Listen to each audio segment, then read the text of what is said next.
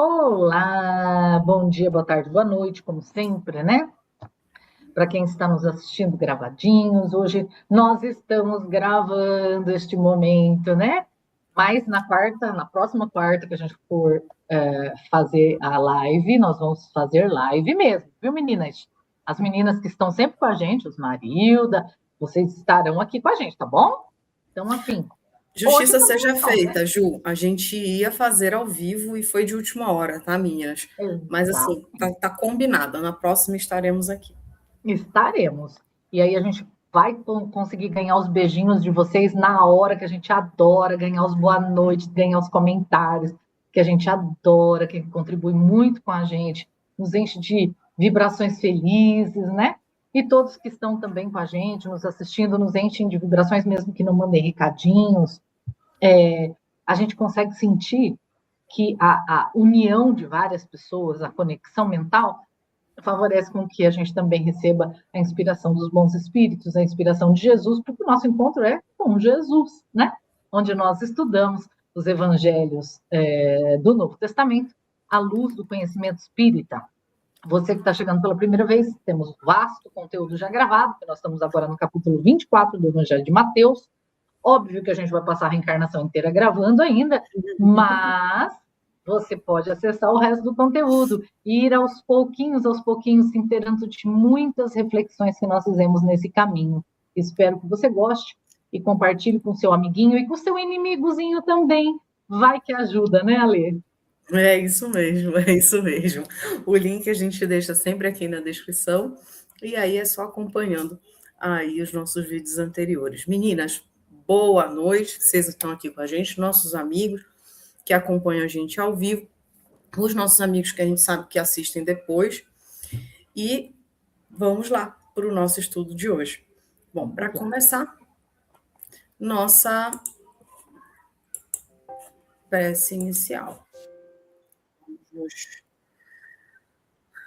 alinhar os cerebros,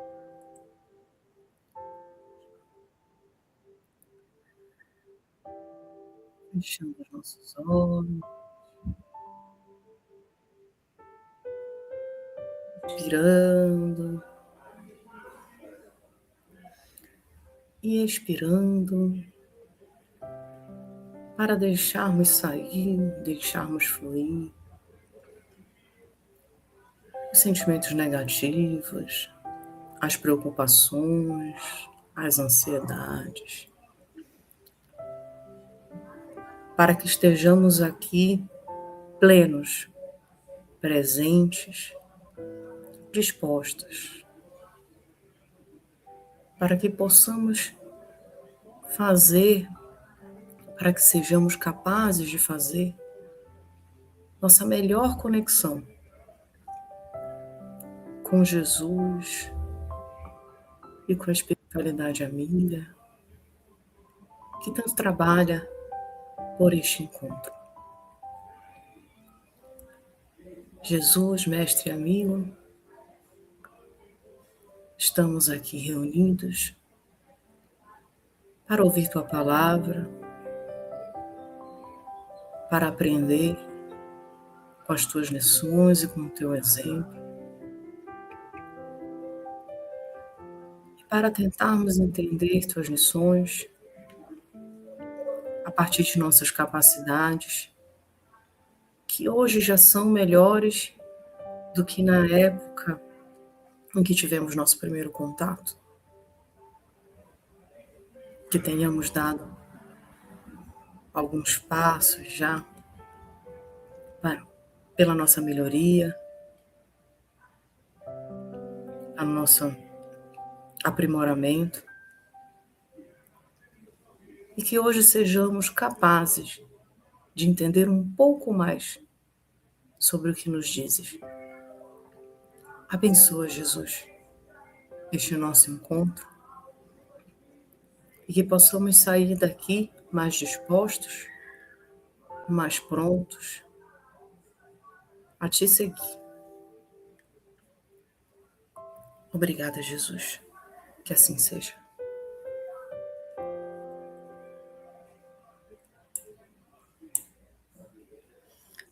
É isso aí. Então, vamos lá.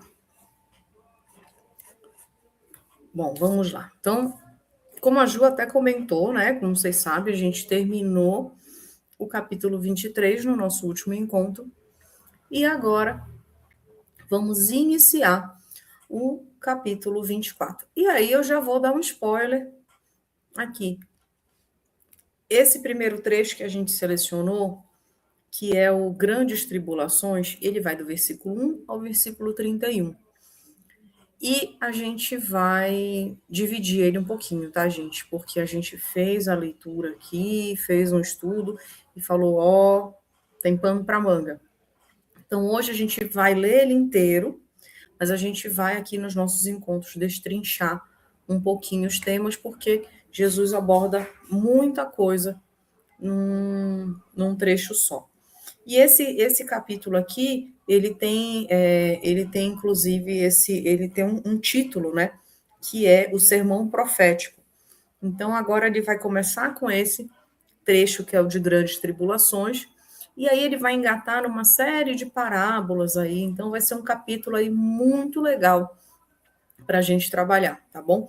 Jesus já foi ali, ó, subiu com os discípulos ali para o Monte das Oliveiras para conversar, e vamos aí acompanhar essa conversa aí, né? Essas orientações que Jesus está dando aos seus discípulos. Então, vamos lá.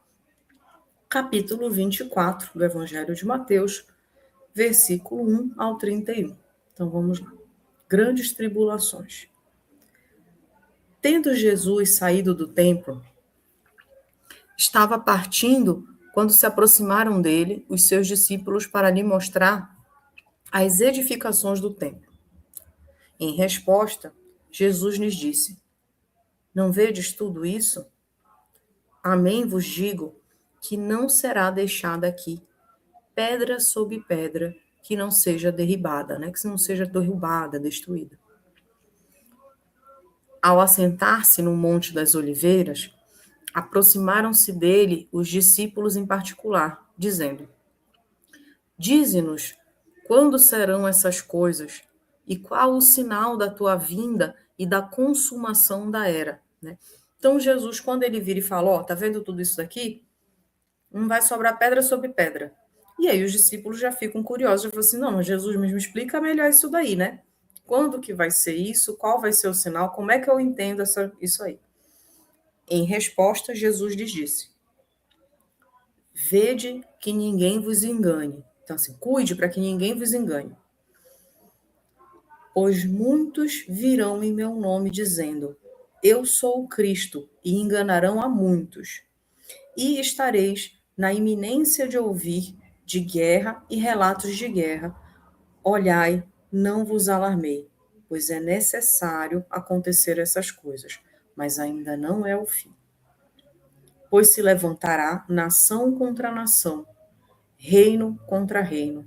Haverá fomes e terremotos em todos os lugares. Todas essas coisas são o começo das dores do parto. Então, vos entregarão à provação e vos matarão. E sereis odiados por todas as nações por causa do meu nome. Neste tempo, muitos se escandalizarão, entregarão uns aos outros e odiarão uns aos outros. Muitos falsos profetas serão levantados e enganarão a muitos. E por se multiplicar a iniquidade, o amor de muitos se esfriará. Mas quem perseverar até o fim, esse será salvo. Este evangelho do reino será proclamado em toda a terra habitada, para testemunho a todas as nações. E então virá o fim. Portanto, quando virdes a abominação devastadora que foi falada através do profeta Daniel, estabelecida no lugar santo, quem estiver lendo, compreenda. Então, os que estiverem na Judéia, fujam para os montes. O que estiver sobre o terraço, não desça para pegar as coisas de dentro da sua casa. Quem estiver no campo, Não volte atrás para pegar sua veste. Ai das grávidas e das que amamentarem naqueles dias. Orai para que vossa fuga não aconteça no inverno nem no sábado, pois haverá nesse tempo grande provação, como não tem havido desde o princípio do mundo até agora, nem jamais haverá. E se naqueles dias não fossem encurtados, nenhuma carne seria salva, mas por causa dos escolhidos, aqueles dias serão encurtados.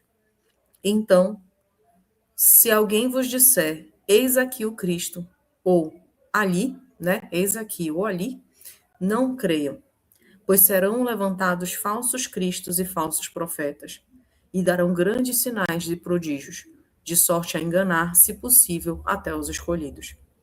Eis que eu vos predito.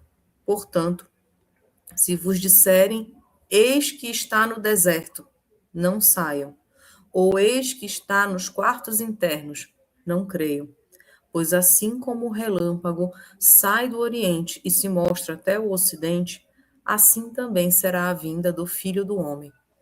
Onde estiver o cadáver, lá se reunirão os abutres. E logo depois da provação daqueles dias, o sol escurecerá, a lua não dará seu brilho, e as estrelas cairão do céu, e os poderes dos céus serão abalados. Então aparecerá no céu o sinal do Filho do Homem. Todas as tribos da terra se lamentarão, e verão o Filho do Homem vindo sobre as nuvens do céu, com poder e muita glória. Ele enviará os seus anjos com grande trombeta, e eles reunirão os seus escolhidos dos quatro ventos da extremidade dos céus até sua outra extremidade. A gente falou que dava pano para manga, gente. Então vamos lá. A gente vai lendo um pouquinho aqui e vai comentando, né, Ju? Até um determinado trecho, tá, gente? Que aí a gente vai parar aqui para fazer uma reflexão. Então vamos lá. A gente tinha lido ali, né? Todo no capítulo anterior, Jesus estava no templo, e aí saindo dali, então, eles vão para o Monte das Oliveiras, eles mostram ali o templo para Jesus, e Jesus já vira e fala assim: então, aqui não vai sobrar pedra sobre pedra, né? Tipo, não se. Vou tomar aqui uma liberdade interpretativa. Mas para mim é como se ele estivesse falando assim: olha, não fiquem assim se maravilhando com isso daqui, porque essa construção, isso aqui não é nada. Daqui não vai sobrar pedra sobre pedra. Para mim, é um reforço do que Jesus sempre colocava sobre, por exemplo, o reino, quando ele diz que o reino dele não é desse mundo, quando ele tenta colocar que o reino dele é imaterial. Então, não se maravilhem com as coisas materiais, porque não é isso que importa, né? Então, a gente tem... Então, Jesus fala sobre isso. Estou tentando pegar um pouco mais de luz, que eu vi que a minha câmera do nada deu uma escurecida. Então, vamos lá. Então, Jesus vai explicar isso, e aí ele sobe aos Montes das Oliveiras, os discípulos ficam encucados, né? Porque ele vira e fala, não vai sobrar pedra sobre pedra, e eles começam, né? Como sempre, como nós faríamos, gente. Sim. Mas peraí, não vai sobrar nada, mas e aí, né? Quando é que isso vai acontecer, né? E como é que eu vou saber, né? Como é que eu vou saber o que fazer, para onde ir, em quem acreditar, né? Começam as dúvidas. E aí Jesus vai engatar aí numa sequência de explicações. Então, agora ele primeiro está dando ali um contexto para eles, né, Ju? E aí ele vai vir com as parábolas depois, numa sequência de explicação, meio que para que esses discípulos entendam, mas o que é o verdadeiro cristão? O que é no que é que eles têm que crer, o que eles têm que acreditar, para que eles não sejam enganados, né? Mas aí, agora estamos aqui no trecho da contextualização. Porque eles eram muito enganados, né? Aquilo que a gente estudou no último encontro, onde a gente falou sobre os fariseus, os saduceus e os escribas, e como eles faziam uma leitura, que nem todo mundo sabia ler, né? Eles faziam uma leitura sobre as escrituras, sobre as leis mosaicas, mas na hora de vivenciar, eles vivenciavam de outra forma e eles impunham fardos pesadíssimos nos ombros de quem ouvia, né? E muitos fardos que se entregavam mais a rituais do que realmente a transformação que era proposta, né? No campo da religiosidade. Então, eles vinham sendo muito enganados já, né? Inclusive pela ignorância, por não saber ler, ou por já se fiarem em pessoas que tinham muita palavra e conhecimento intelectual e pouca moralidade construída, né? Sim, tanto é, você estava falando, até lembrei, tanto é que se apegar, você falou, se pegava muita coisas rituais e a coisas, eu acho que além de falar de rituais, e a coisas que tinham a ver mais com o dia do que com a rotina, enfim, né, com a carne, né, do que com o espírito, né? Então, até quando a gente vai ler a Gênese, se tem muito aquilo ali da gente, me chamou muita atenção a primeira vez que estudei a Gênesis, da questão de separar as leis mosaicas, né? E que você também comenta bastante isso daqui é espiritual, isso daqui é para governar as pessoas, né? Porque Moisés, além de estar ali como de ser médium de Deus, né? Então, médium de Deus, ele era um líder de uma comunidade. Então, ele estava, vamos lá, gente, me desculpe a expressão, mas ele estava o quê? Organizando a bagaça. Então, e aí o que acontece, né? A gente vai vendo ali os judeus deste período, se agarrando no que era organizar a bagaça. E essa organização, como a gente vê nas próprias leis sociais, né, nas leis que nos regem, isso tem que ir mudando, a sociedade vai mudando, né? Mas eles ficavam presos ali naquelas regras e muitas vezes em detrimento, né, esquecendo, deixando de lado o que eram realmente as leis voltadas para o espírito mesmo, né? Então, por exemplo, aqui os 10 mandamentos. Então, tinha muito mais rigor, muito mais ênfase em outras coisas do que no que era para o espírito. E aí, então, isso ele precisava nortear, né? Ele precisava, vamos lá, né? Vamos filtrar. Porque se hoje vocês já estão perdidos, imagine no final dos tempos. Porque ele chega e ele coloca, né? A iniquidade vai se espalhar, o amor de muitos se esfriará. Então, se a gente já estava sujeito a ser enganado no momento onde não era o fim dos tempos, como ele trazia ali, que seria esse processo de permitir as últimas possibilidades reencarnatórias para alguns espíritos, né? Que a gente até brinca, né? O Haroldo também brincou já dessa forma. A gente tem de 1950 para cá quase que o dobro da população na humanidade, no planeta Terra. Então a gente tinha até 1950 3,5 bilhões de habitantes na Terra. De 1950 para 2020, a gente já tem 8,5 bilhões. Né? Então, a gente duplicou e mais um pouco, né? Não quase duplicou, na verdade, duplicou e mais um pouco. Então, da onde veio tanto espírito, gente? Onde que estava toda essa turma aí? Né? Que foi em 50, 60, 70 anos, veio uma leva enorme. Né? Os espíritos amigos falam que encarnados na Terra a gente tem um X, e desencarnado em volta do planeta, a gente tem 3x. Né? Então, assim, esse 3x que estava tudo desencarnado em regiões espirituais, né, da erraticidade em volta, em torno deste planeta, chegou a hora de reencarnar. Agora é a última chancezinha, meu irmão. Vamos pular aí na Terra, ver o que você dá conta, aproveita, né? Porque igual aquele trechinho que a gente vai desenvolver melhor aí, né? Que a fuga não aconteça nem no inverno, nem no sábado. Então, você aproveita aí, porque é a sua última chance, né? Aí, não deu conta, que é o que a gente tem visto hoje muito, a gente tem visto coisas bárbaras. E, obviamente, né, que a gente fala assim, mas a internet hoje é um acesso mais fácil de comunicação, então talvez não tenha aumentado, talvez seja só mais divulgado. Não, gente, os índices oficiais dos órgãos públicos, órgãos de segurança pública, mostram um aumento da criminalidade, um aumento da violência doméstica, um aumento, né, de uma violência social, uma violência coletiva. Então, a gente tem um aumento da criminalidade, não é uma questão só de divulgação. Então, o que está acontecendo? Muitos espíritos estão tendo a última chancezinha dele aqui no orbe, que está caminhando para o mundo de regeneração, e aí esses últimos que ainda reencarnaram, insistindo no equívoco, insistindo num mal, numa conduta, um comportamento que implica num mal para o grupo, não pode permanecer aqui porque ele prejudica o desenvolvimento do grupo, né?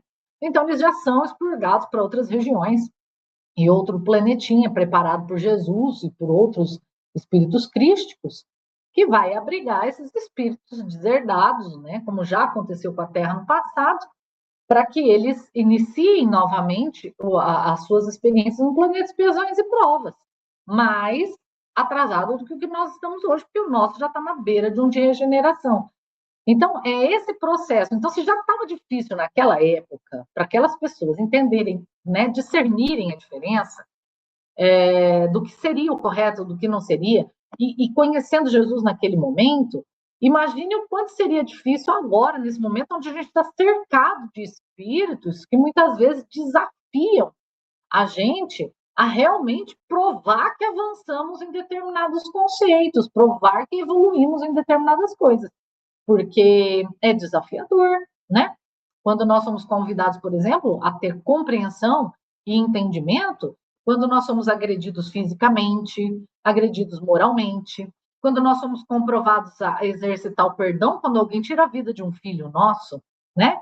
Quando nós somos convidados a entender um processo reencarnatório, quando a gente perde a nossa única casa para morar, a nossa única moradia, né?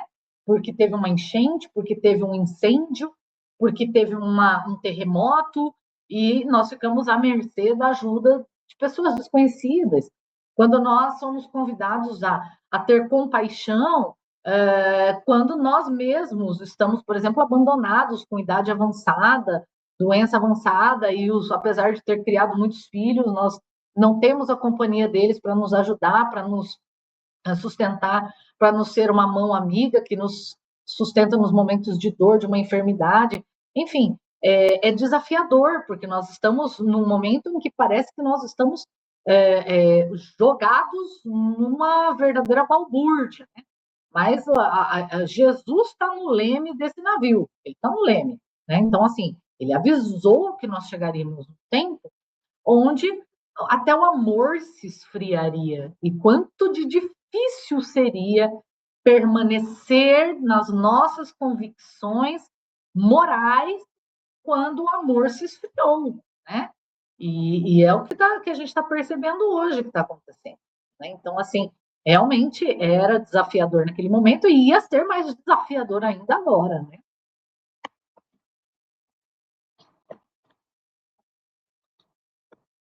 Isso Quer comentar mesmo. alguma coisa, Lu? Não, na verdade, eu vou tentar seguir aqui, é porque assim, do que você falou, eu só assino embaixo, eu não consegui pensar em nada para complementar, foi tão completo que eu falei, acho que é isso aí. Eu vou trazer, então, uma questãozinha do Livro dos Espíritos, que é aquela cerejinha do bolo, né? Então, a gente já veio lá desde a época de Jesus, Jesus chama a gente lá para o Sermão do Monte, fala, meu povo, fique esperto, porque o giló vai amargar ainda mais, a coisa vai ficar difícil, meu povo que quer ter um pouco de paz, olha, aguenta o tranco aí, sabe? Então, assim, a gente vem desde lá ouvindo isso, aí a gente, 1.800 anos depois, teve a revelação, a terceira revelação, com o Espírito da Verdade nos trazendo algumas questões que agora, já com a nossa mentalidade um pouco mais avançada, nosso intelecto espiritual avançado, a gente tem capacidade de compreender. Aí vem o Espírito da Verdade e ele vai definir um pouco o que seria um verdadeiro profeta, então, porque já que Jesus falou, ó, não acreditar nos falsos profetas, os sinais dos tempos vão ser estes, vem o Espiritismo e fala, gente, ó, vamos lá, relembrando o que Jesus falou. Vamos falar um pouquinho como seria o verdadeiro profeta? A gente tem isso lá na questão 624 do Livro dos Espíritos, onde Kardec fala assim, pergunta assim, qual o caráter do verdadeiro profeta?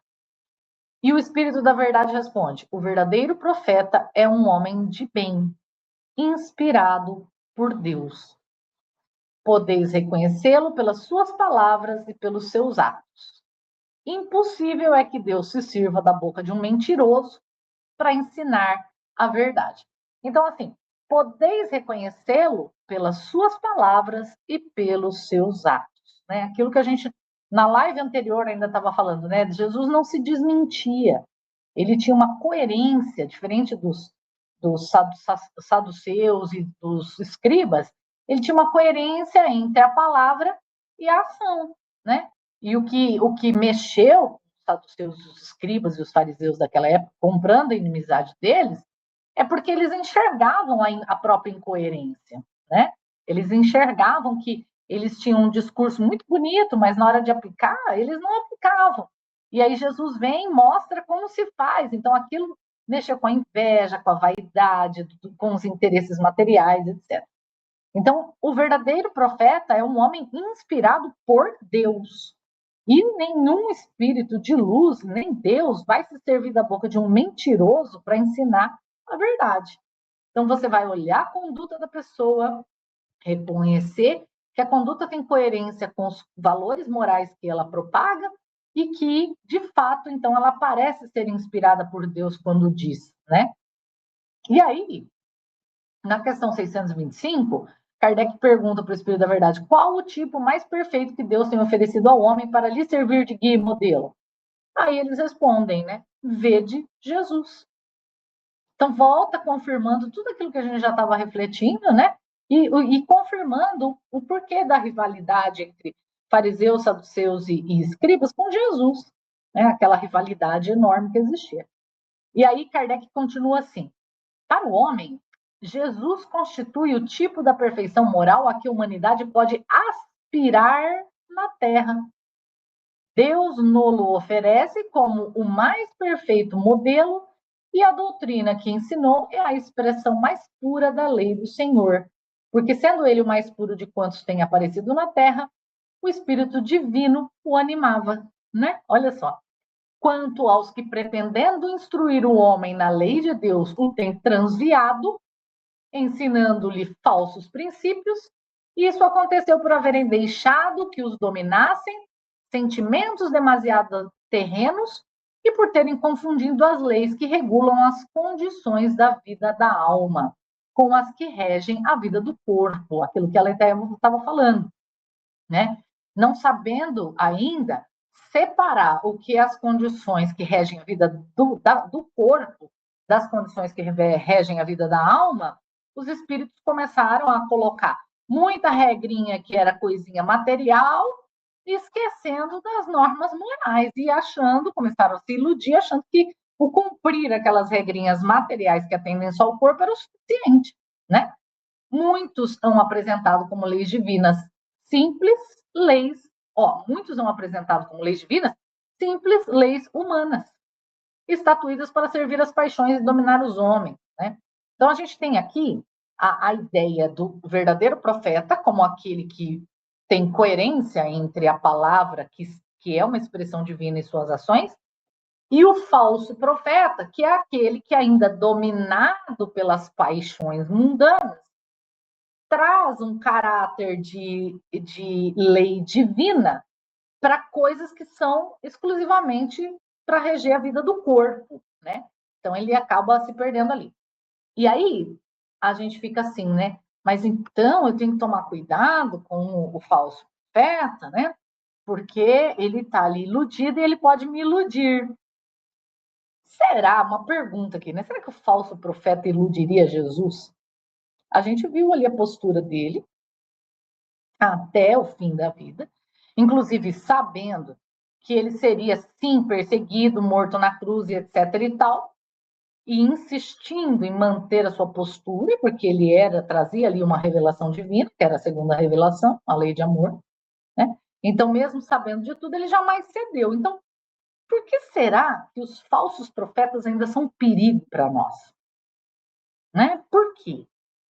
E aí a gente lembra das fraudes, né, dos estelionatários, que hoje está uma coisa, né? Eu não conheço uma pessoa que nunca caiu numa fraude. Até eu já caí, tá, gente? Eu caí uma vez que eu recebi um boleto da NET, e eu tinha atrasado o boleto da NET, eu recebi por e-mail. E eu tinha atrasado, tipo, 2 dias de pagar o boleto da NET. E aí me chegou lá, olha, o seu boleto está atrasado. Tinha o meu nome, meu CPF, o mesmo e-mail, etc e tal.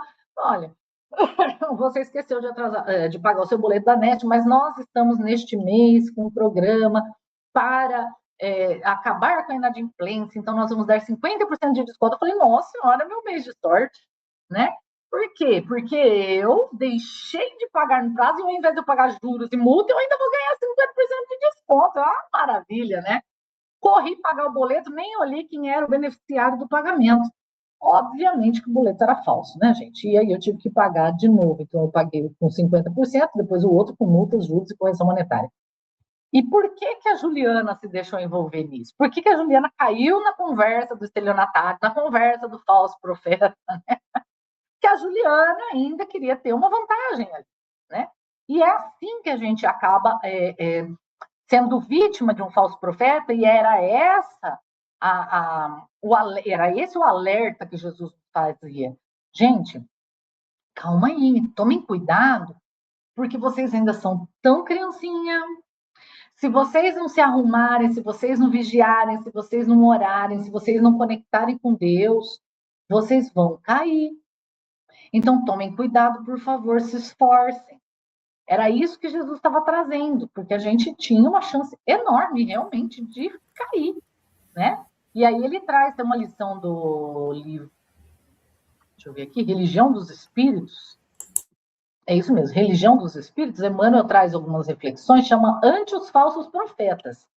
Ele traz algumas frases que eu pensei, eu não vou ler o texto todo, mas eu pensei umas frases, eu quero trazer para vocês. Ele fala assim: acautela-te, ou seja, calma, vai com calma, em atribuir aos falsos profetas o fracasso dos teus empreendimentos morais. Vai com calma de jogar a culpa no falso profeta. Recorda que todos somos tentados segundo a espécie de nossas imperfeições. O Chico tinha uma definição muito interessante para tentação, que ele falava assim que a tentação era como se fosse um cachorro enorme, com dentes enormes, babando, correndo atrás da gente, e a gente correndo desse cachorro, mas a gente correndo louco para o cachorro alcançar a gente. Que isso é a tentação. A tentação é naquilo em que a gente ainda deseja, naquilo em que a gente quer, por mais que pareça um cachorro louco que vai comer a gente vivo, por mais que a gente saiba que aquilo vai fazer muito mal para a gente, mas é ali que a gente fracassa porque a gente tem um gosto com aquilo ainda, né? E aí o Emmanuel continua assim, achei muito interessante. Dominados de orgulho, cremos naqueles que nos incitam à vaidade. E sedentos de posse, assimilamos as sugestões infelizes de quantos se proponham explorar-nos a insensatez e a cobiça. É preciso lembrar que todos somos, no traje físico ou dele enfaixados, espíritos a caminho, buscando na luta e na experiência os fatores da evolução que nos é necessária. E que por isso mesmo, se já somos aprendizes do Cristo, temos a obrigação de buscar-lhe o exemplo para metro ideal da nossa conduta. Então, o que acontece? O falso profeta também é o coleguinha que está a caminho. Também está evoluindo, também tem suas imperfeições. Né? E às vezes a gente quer usar aquela experiência daquele colega, o conselho daquele colega, como metro das nossas ações, ou seja, a régua que eu vou medir o meu comportamento. Gente, vamos fazer aqui, ó, não é uma crítica, tá? Porque eu acho que tudo tem o seu lado bom e o seu lado ruim, mas vamos fazer um comentário aqui? Explodiu coaching nas redes sociais. Todo mundo tem uma Fórmula. né? Uma fórmula de resolver o seu problema, né? E é interessante que muitas vezes essa fórmula, às vezes, é contraditória. Um coaching fala faz, o outro coaching fala não faz, né? E às vezes você fica assim, e agora, o que eu faço? A gente não pode se fiar no que o outro faz, ou fala, ou orienta, porque a métrica da nossa existência tem que ser Jesus. Às vezes o outro não está sob inspiração divina. Ele está sob inspiração da vaidade, da cobiça, da ganância, do orgulho, da prepotência. Então, sempre eu posso ouvir grandes conselhos de todo mundo. Nós somos filhos de muitas mãos. Isso é uma verdade, né? Nós somos frutos de muitas mãos. Porém, pega o que você ouviu e bota na régua de Jesus. Encaixou? Boa, vamos levar. Não encaixou? Descarta que é perigoso, né? O outro também está no caminho de evolução, ele também está evoluindo, ele não está pronto. Portanto, ele não tem condições de ser o seu modelo. Como disse o Espírito da Verdade no Livro dos Espíritos, o modelo é Jesus. Segue ele de modelo e o resto você só bota na régua de Jesus. Encaixou, boa, não encaixou, dispensa, né? Porque daí, se você não dispensa, está dentro de um risco de, na sua fragilidade, aceitar uma falsa ideia moral. Só comentar, Ju, que assim, só comentar que me vem aqui, você falando isso, o que me vem à cabeça é sobre a importância desse nosso estudo aqui, até para que a gente enxergue, claro, tem outras formas de se estudar, mas assim, pelo menos para mim, a importância que tem tido esse estudo para que a gente enxergue que régua é essa de Jesus. Porque quando a gente não pega de fato a Bíblia para ler essas passagens, ler como é que era esse comportamento de Jesus? Quando a gente não senta realmente para olhar e falar, não, mas o que ele dizia? E como é que ele disse? Em que situação que ele disse tal coisa? De certa forma, consultar ali diretamente, a gente acaba talvez fazendo ideias meio fantasiosas do que é esse proceder de Jesus. E aí, quando a gente para, senta e estuda Jesus, seja aqui pelo nosso estudo, enfim, seja por algum outro estudo, mas sentar e estudar de forma séria quem que era Jesus, o que ele fazia, o que de fato ele pregava, eu acho que a gente se imune um pouco mais, né? A gente se alimenta um pouco mais, acaba adquirindo mais ferramentas para entender o que é isso, para a gente enxergar situações em que aqui nas nossas lives a gente já comentou sobre momentos em que Jesus não passou a mão na cabeça, ele botou limites, mas como? De uma forma tranquila, serena, de uma forma, né, com amor e justiça, sempre com amor e justiça ali de mãos dadas, amor, justiça e caridade sempre ali de mãos dadas, mas que a gente não faça imagens fantasiosas, nem para aquele lado não vou agora nem falar de Deus, mas de Jesus, mas de Deus, daquele Deus que pune, nem para esse lado de Deus que pune, ou Jesus bravo, né, um Jesus bravo, mas também não para um lado do Jesus que aceita tudo, porque ele não estava ali aceitando tudo, né? Como a gente viu aqui, ele senta lá e fala, olha, ele está ali jogando a real sobre o que os fariseus estavam fazendo, sobre o que os escribas estavam fazendo, e fala, ó, isso daqui não é correto, né? Então, só para a gente ter enfim, eu senti vontade de comentar isso, do quanto que é importante a gente ter o que é essa métrica, porque senão também a gente fica falando, ai, não, tem que fazer como Jesus faria, e eu não sei vocês, mas a Juliana já estudava mais que a gente, tá, gente? A Juliana está estudando aí há muito tempo, mas eu não sei vocês que estão assistindo aí, mas eu acho que eu, por exemplo, tinha uma ideia errada de Jesus, muitas vezes, de que ele aceitava tudo, de que estava tudo certo, de que seguir Jesus era ser extremamente bonzinho. E muitas vezes eu me autopuni, né? Me penalizei de tipo, poxa, não consegui ser extremamente boazinha com aquela pessoa, não consegui fazer tudo que aquela pessoa queria. Porque às vezes eu achava que ser bonzinha era deixar a pessoa, tipo, montar, né? Fazer o que quisesse. E não é isso, né? Não é aceitar tudo, né? Mas, enfim, é olhar, é entender, é ter um olhar de cima que Jesus tinha, enfim, mas é 300 coisas, mas só para que a gente tenha isso em mente. Desculpa aí, eu senti necessidade de... Olha, até você me falando aqui, eu me lembrei de uma lição do Evangelho segundo o Espiritismo, que é o dever, né? E eu vou até trazer uns trechinhos dela aqui. Mas isso que você colocou encaixa perfeitamente na frase que o Emmanuel fecha essa lição no livro Religião dos Espíritos. Porque o Emmanuel ele traz assim: procuremos, pois, o mestre dos mestres como sendo a luz do nosso caminho. E cotejando com as lições dele, avisos e informes, mensagens e advertências que nos sejam endereçados, desse ou daquele setor de esclarecimento, aprenderemos sem sombra que a humanidade, a humildade e o serviço são os nossos deveres de cada hora, para que a verdade nos ilumine e para que o amor puro nos regenere, preservando-nos, por fim, contra o assédio de todo mal, né? Então, onde nós estamos hoje? Nós estamos numa situação em que nós temos o assédio de todo mal. O assédio de todo mal é um assédio que mexe conosco, né? Então, assim, quanto eu sou capaz de resistir a uma violência quando essa violência é contra alguém que eu amo?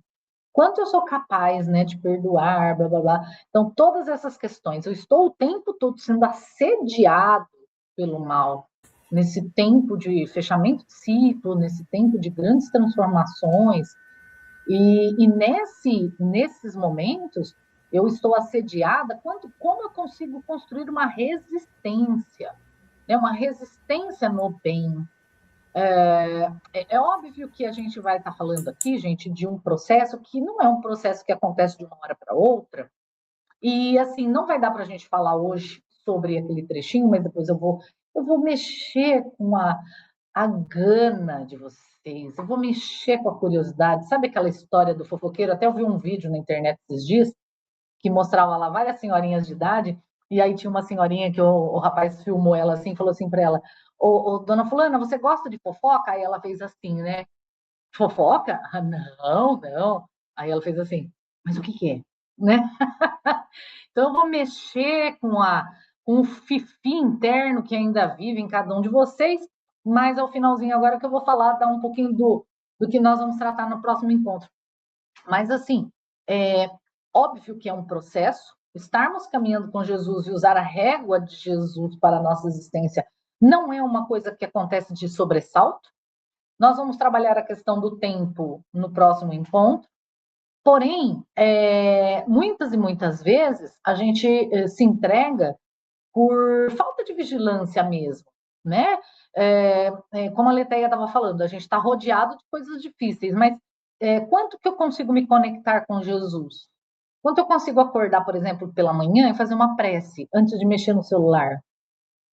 Fazer uma leitura do Evangelho ou ouvir um Evangelho gravado de algum colega, né? Antes de olhar Instagram, Facebook. Quanto eu consigo, por exemplo, fazer uma prece antes de dormir, ao invés de dormir vendo Reels, né? Ou vídeos. Então, assim, quanto eu consigo, de fato, me preparar para esse assédio, né?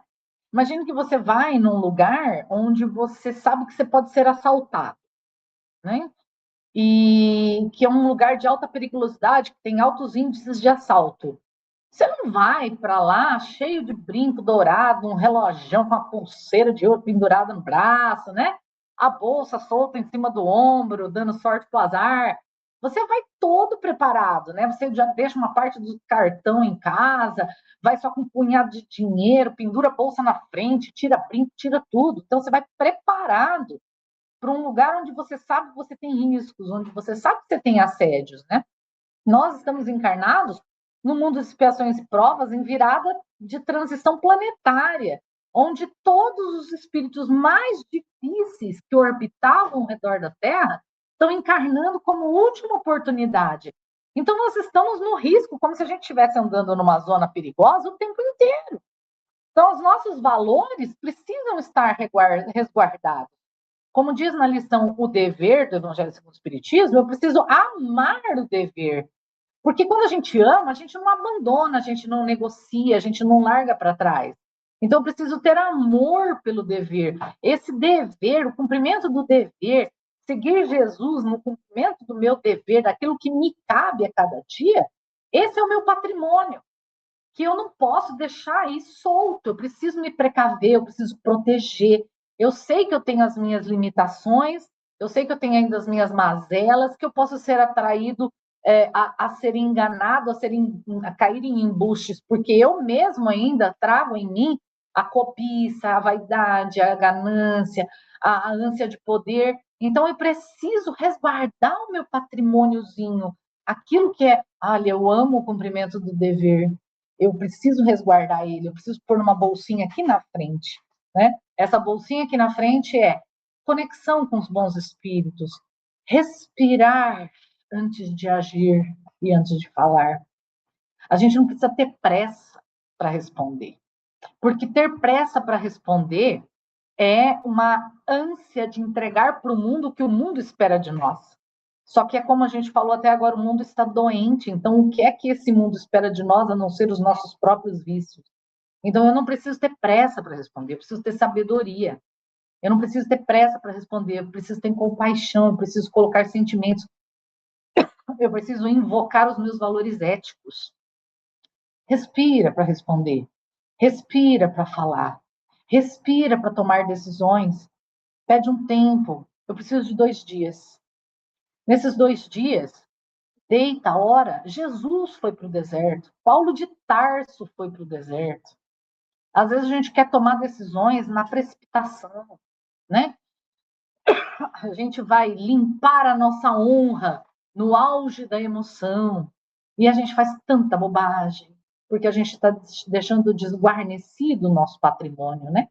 Então, em tempos onde nós podemos ser assaltados por falsos profetas, que possamos seguir a recomendação de Jesus de não deixar para o último tempo, não deixar para o sábado, que não sejamos, que não vivenciemos esses grandes desafios nos sábados e no inverno, né? Como diz Jesus ali, naquele trechinho aqui desse versículo e parágrafo que a gente está lendo de Mateus, onde que a gente não seja tomado no inverno e no sábado, e nós vamos trabalhar melhor sobre isso, sobre o nosso tempo espiritual, no nosso próximo encontro. Então, você não perca o nosso próximo encontro. Olha o meu princípio espiritual amoroso aqui, ó.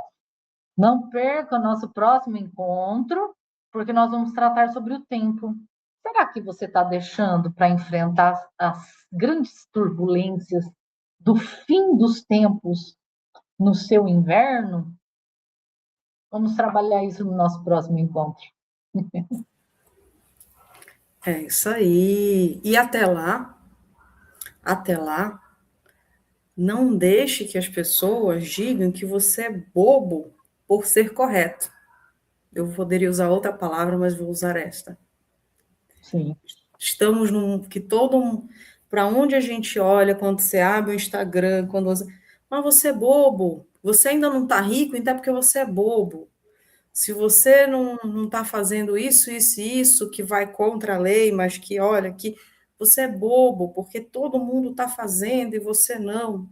Até lá, resguarde, como disse a Ju, resguarde seus princípios e a gente vai seguir conversando, né, Ju? É isso aí, muito bem lembrado. Sejamos, como fala mesmo? Sejamos pobres de espírito, né? Pobres de espírito. É isso mesmo.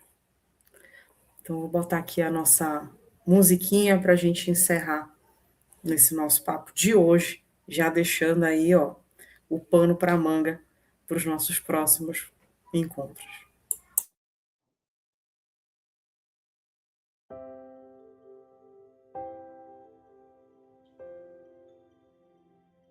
Querido Mestre Jesus,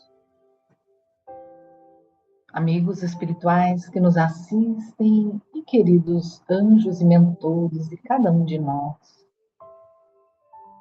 Nós agradecemos de todo o coração, mais uma vez, por este encontro de luz, pelas inspirações do alto, pelo amparo às nossas fragilidades, pelo socorro amigo de sempre, dessa torcida que temos nós todos no mundo espiritual pelo nosso progresso. Querido Jesus, nós te agradecemos pelo teu concurso amigo de tantas eras para cada um de nós e rogamos, querido Jesus, que nesses 15 dias de intervalo, onde vamos estudar também o nosso tempo espiritual, o nosso inverno, ou que estação estamos, que o Senhor possa nos promover muitas experiências, que possamos lembrar deste encontro, que possamos lembrar de Ti, Senhor, e aproveitarmos cada vez mais essas pérolas do alto que o Senhor preparou para todos nós e que atravessou os séculos, iluminando os nossos pensamentos e as nossas consciências. Obrigada, amigos. Obrigada, Jesus. Que assim seja.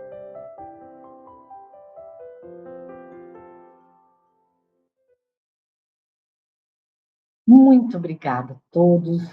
Obrigada, amigas queridas e amigos queridos que estiveram nos acompanhando neste vídeo. Podem deixar aí as suas mensagens, seus comentários. Compartilhem com os amiguinhos, né? Vamos ser bons profetas também, né? Se vocês acharem que a gente não está sendo um falso profeta aqui, se vocês acharem que estamos indo bem, manda para frente.